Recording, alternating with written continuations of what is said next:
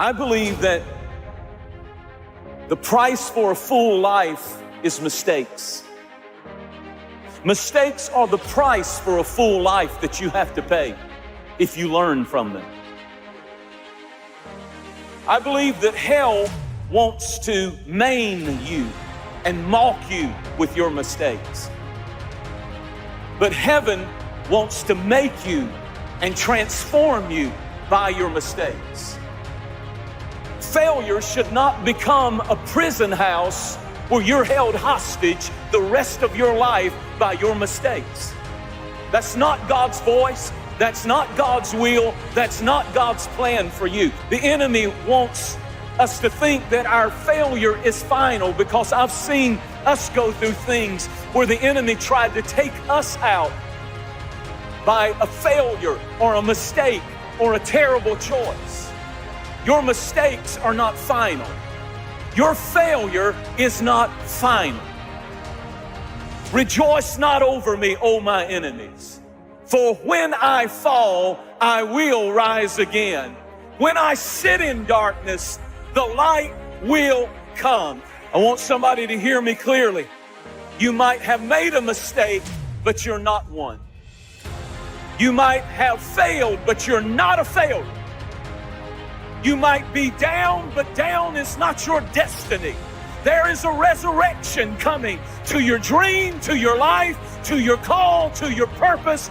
You might have fallen and you might have failed and you might have made a mistake, but you are not a mistake. And God will never define you by the worst mistake and choice you made in life. Critics will, attackers will, haters will, people will, but God will never define you by your worst mistake. And I need you to thinking that great is His mercy towards us. I love the story of Simon Peter. I love the fact that God loved him after he messed up.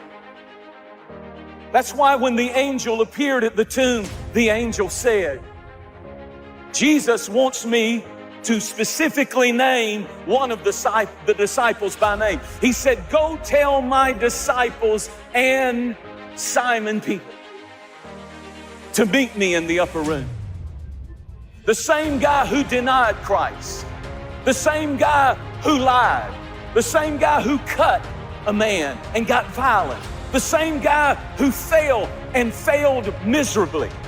He said, you tell my disciples and you tell Peter. He named him specifically, I believe, because he wanted his critics to hear, I do believe in my good disciples, but I also still believe in my fallen disciples. And I'm here to preach to some people who've messed up and the enemy's told you your call is over, you're blessed, your dream is shredded, you don't have any hope, you don't have any future.